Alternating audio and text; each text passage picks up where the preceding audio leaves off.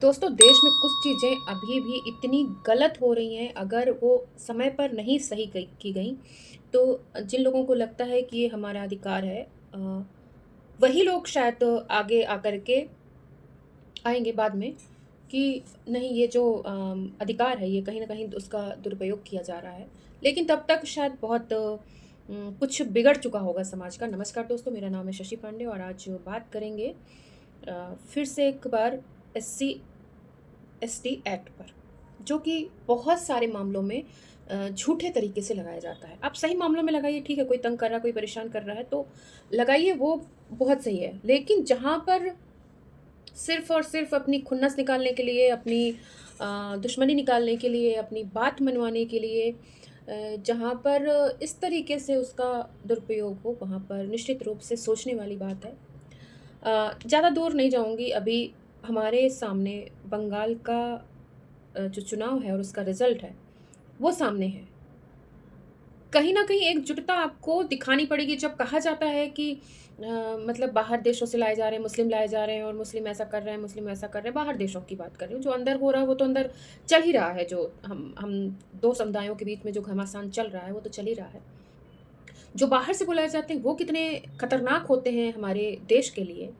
क्यों खतरनाक होते हैं? क्योंकि उनको ना तो हमारे देश से प्यार है, ना हमारे लोगों से प्यार है, ना हमारे देश की संपत्ति से प्यार है, किसी चीज़ से उन्हें कोई मतलब नहीं। वो सिर्फ़ और सिर्फ़ बर्बाद करने आते हैं और सिर्फ़ और सिर्फ़ यूज़ करने आते हैं हमारे देश को।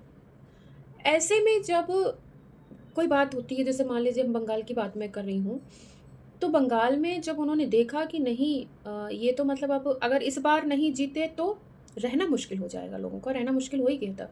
शहरी एरिया को छोड़ दीजिए, तो जो गाँव के इलाके थे, जो दूर-दराज़ गाँव के इलाके थे, वो लोग बहुत, बहुत, बहुत ज़्यादा प्रताड़ित थे, उनकी महिलाएँ प्रताड़ित थीं। आज तो बताया जा रहा है कि भई जब इलेक्शन होते थे तब खबरें आती थी। अदरवाइज़ वहाँ बहुत कुछ हो रहा था और चूँकि बंगाल बांग्लादेश से लगा हुआ है, तो तमाम तरीके की दिक्कतें, परेशानी थी जहाँ पर हम नहीं जानते कि मतलब जो अब सरकार आई है वो कितना करेगी, क्या नहीं करेगी। लेकिन कहीं न कहीं ये दिक्कतें, परेशानियाँ थीं। तो बात मैं कर रही थी एससी एसटी एक्ट की। अनुराधा तिवारी जी हैं।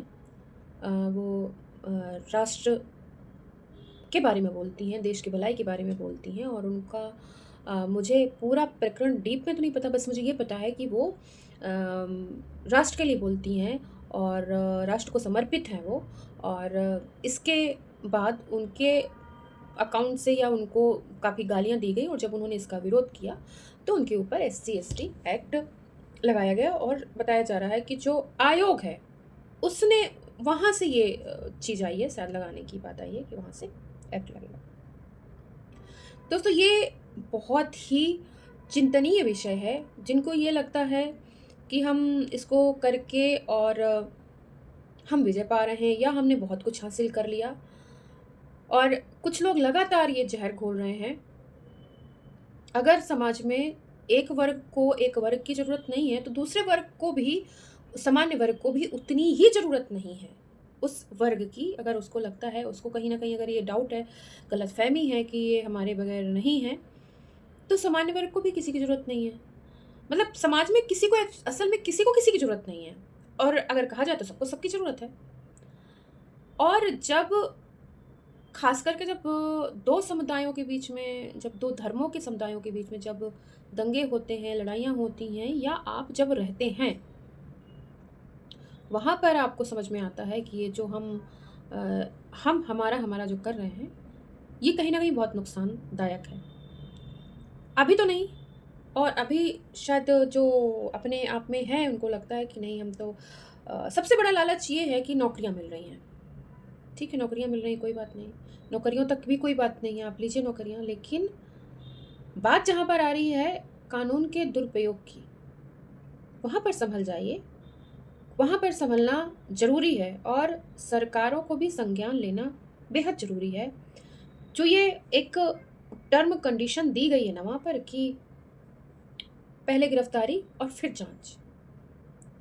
मतलब ये तो वही हो गया कि पहले हम ऑपरेशन कर देंगे, चीड़-फाड़ कर देंगे शरीर की, उसके बाद देखा जाएगा कि बीमारी क्या है।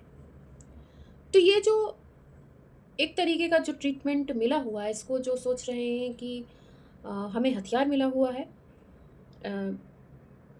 सिर्फ़ अपनी रक्षा के लिए नहीं, बल्कि दूसरे समुदाय को परेशान करने के लिए, उसको प्रताड़ित करने के लिए।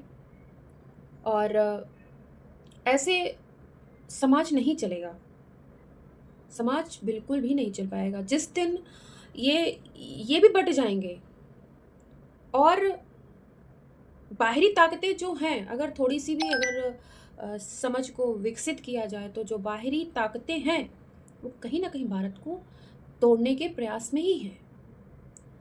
और अगर आप सामंजस्य की बात करते हैं, समरसता की बात करते हैं, एकरूपता की बात करते हैं,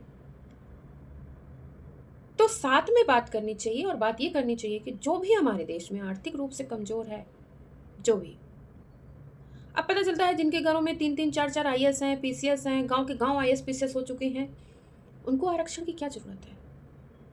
उनको इस एक्ट की क्या ज़रूरत है? और अभी हरदोई की प्रिंसिपल का मामला आया था, मामला कुछ था, मामला होना चाहिए था, ज़्यादा फ़ीस का मामला होना चाहिए था, किताब और कॉपियों की खरीद का, लेकिन मामला उसको क्या बनाया गया? मामला बनाया गया एससी-एसटी एक्ट का। और वो भी कहीं न कहीं वो पूर्व नियोजित था, क्योंकि जहाँ पर सिर्फ़ और सिर्फ़ प्रिंसिपल बोलती नज़र आ रही है और जो अभिभावक थे वो चुप थे। ऐसा कहीं नहीं हो सकता जब कोई दूसरा पक्ष इतना चिल्ला रहा हो और कोई बर्दाश्त कर ले। नहीं हो सकता। आज के समय में तो बिल्कुल भी नहीं हो सकता। लोग घर में एक-दूसरे की बातें एक शब्द नहीं बर्दाश्त करते। उस प्रिंसिपल की कौन सुन लेता? और जब हस्बैंड वाइफ दोनों थे, तो इतना तो सबको पता चल रहा है, इतनी तो अकल सब में है कि वो पूर्व नियोजित था। तो दोस्तों, ये जो जहाँ पर भी दुरुपयोग हो रहे हैं, कोशिश करनी चाहिए कि जो सही है वही बोला जाए, वही दिखाया जाए, बात जिसकी है उसी बात पे बात की जाए।